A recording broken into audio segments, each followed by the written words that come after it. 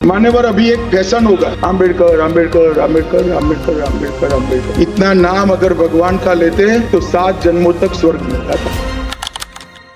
नमस्कार दोस्तों, स्वागत है आपका हमारे चैनल पर। आज हम बात करेंगे उस बयान की जिसने भारतीय राजनीति में एक नई बहस छेड़ दी है। गृह मंत्री श्री अमित शाह जी द्वारा भीमराव अंबेडकर जी के नाम पर दिए गए बयान ने राजनीतिक हलकों में हलचल मचा दी है। इस वीडियो में हम जानेंगे कि अमित शाह जी ने क्या कहा, उन्होंने ऐसा क्यों कहा और कांग्रेस पार्टी द्वारा लगाए गए आरोप कितने सच है। चलिए शुरू करते हैं। राज्यसभा में संविधान की 75वीं वर्षगांठ के अवसर पर अमित शाह जी ने आज कांग्रेस पार्टी में अंबेडकर जी का नाम लेना एक फैशन बन गया है। उन्होंने व्यंग करते हुए कहा कि अगर कांग्रेस ने भगवान का नाम उतनी बार लिया होता जितनी बार उन्होंने अंबेडकर जी का नाम लिया है तो शायद वो स्वर्ग में अपनी जगह बना लेते।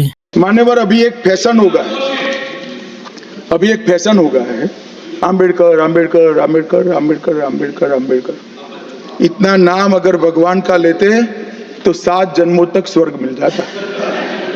अच्छी बात है ना? सुनिए तो, सुनिए ना, आप सुनिए ना, मैं बताता हूं। हमें तो आनंद है कि अंबेडकर का नाम लेते हैं। अंबेडकर का नाम अभी 100 बार ज्यादा लो, परंतु साथ अर्थ में अंबेडकर जी के प्रति आपका भाव क्या है ये मैं बताता हूं। मान्यवर, अंबेडकर जी को देश की पहली कैबिनेट से इस्तीफा क्यों दे दिया? अंबेडकर जी ने कई बार कहा कि अनुसूचित जातियों और जनजातियों से हुए व्यवहार से मैं असंतुष्ट हूं। सरकार की विदेश नीति से मैं असहमत हूं और आर्टिकल 370 से मैं असहमत हूं। एक श्री BC रॉय ने पत्र लिखा कि अंबेडकर और राजाजी जैसे 2 महानुभाव मंत्रिमंडल छोड़ेंगे तो क्या होगा। तो नेहरू जी ने उनको जवाब में लिखा है, राजा जी के जाने से तो थोड़ा बहुत नुकसान होगा, अंबेडकर के जाने से मंत्रिमंडल कमजोर नहीं होता है। मान्यवर, ये विचार जो खड़गे जी कह रहे हैं ना, क्या आपत्ति है? जिसका विरोध करते हो उसका वोट के लिए नाम देना है, कितना उचित है? क्योंकि अब अंबेडकर जी को मानने वाले पर्याप्त संख्या में आ गए हैं, इसलिए आप अंबेडकर अंबेडकर कर रहे हो। इस बयान पर कांग्रेस और अन्य विपक्षी दलों ने कड़ी प्रतिक्रिया दी। उनका कहना है कि अमित शाह जी ने डॉक्टर भीमराव अंबेडकर और दलित समुदाय का अपमान किया है। साथ ही कांग्रेस अध्यक्ष मल्लिकार्जुन खड़गे ने प्रधानमंत्री नरेंद्र मोदी जी से अमित शाह जी को उनके पद से बर्खास्त करने की मांग भी की है। जब राजनीतिक हलचल तेज हुई और विवाद बढ़ता हुआ नजर आया, तब अमित शाह जी ने अपनी सफाई में कहा कि उनके बयान का उद्देश्य कांग्रेस की राजनीति को उजागर करना था। उन्होंने आरोप लगाया कि कांग्रेस ने हमेशा अंबेडकर जी के नाम का केवल चुनावी इस्तेमाल किया है। साथ ही उन्होंने यह भी कहा कि कांग्रेस ने पहले अंबेडकर जी का विरोध किया और आज उनकी विचारधारा का पालन किए बिना उनके नाम का उपयोग अपने राजनीतिक फायदे के लिए कर रही है। अब इन बातों में कितनी सच्चाई है आप समझ सकते हैं और इसका निर्णय आप स्वयं करिए। मैं आज जब आप सबके सामने उपस्थित हुआ हूं, तब राज्यसभा में मेरे बयान को तोड़ मरोड़ कर पेश किया गया। मेरा मीडिया के सभी मित्रों से आग्रह है, कांग्रेस ने सार्वजनिक जीवन में जो पद्धति की है कि बयानों को तोड़ मरोड़ कर पेश करना, हो हल्ला मचाना और भ्रांति खड़ी करना।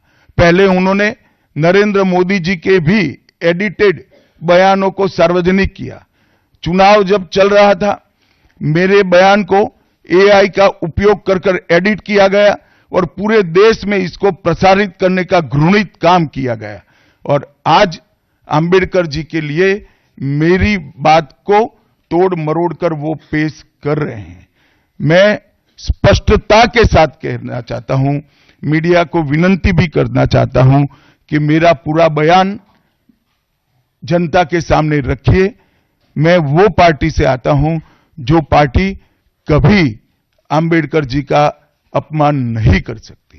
सवाल यह है कि सच्चाई क्या है? क्या कांग्रेस ने वाकई में अंबेडकर जी के नाम का उपयोग केवल राजनीति के लिए किया या यह केवल भाजपा की रणनीति का हिस्सा है? दोस्तों, राजनीति में सच और झूठ को अलग करना हमेशा मुश्किल होता है, लेकिन यह जरूरी है कि हम तथ्यों की जांच करें और हर पक्ष की बात सुनें। इस पूरे विवाद से यह साफ है कि अंबेडकर जी का नाम आज भी भारतीय राजनीति में बेहद महत्वपूर्ण है। आज हम जिस भारत में इतनी स्वतंत्रता से रह रहे हैं, इतनी स्वतंत्रता से बोल रहे हैं, उन सब की देन है भीमराव अंबेडकर के द्वारा दिया हुआ हमारा संविधान, उनकी रचना, उनकी मेहनत और उनकी लगन के कारण ही हमारा संविधान इतना मजबूत बना कि आज हम अपनी स्वतंत्रता कहीं भी व्यक्त कर सकते हैं, कुछ भी बोल सकते हैं, कहीं भी जा सकते हैं, कुछ भी कर सकते हैं। तो उनका सम्मान सर्वोपरि होना चाहिए, चाहे वो किसी भी राजनीतिक दल से हो या किसी भी संगठन के द्वारा हो। तो दोस्तों, यह था हमारा विश्लेषण इस विवाद पर। अमित शाह जी ने जो कहा वह कांग्रेस पर एक व्यंग था, लेकिन इसे राजनीतिक विवाद का रूप दिया गया। सच्चाई यह है कि डॉक्टर अंबेडकर जी की विरासत का सम्मान सभी पार्टियों को करना चाहिए और इसे राजनीति से ऊपर रखना चाहिए। आपका इस विषय पर क्या विचार है, हमें कमेंट करके जरूर बताएं। अगर आपको यह वीडियो पसंद आया हो तो लाइक और शेयर जरूर करें और हमारे चैनल को सब्सक्राइब करना ना भूलें।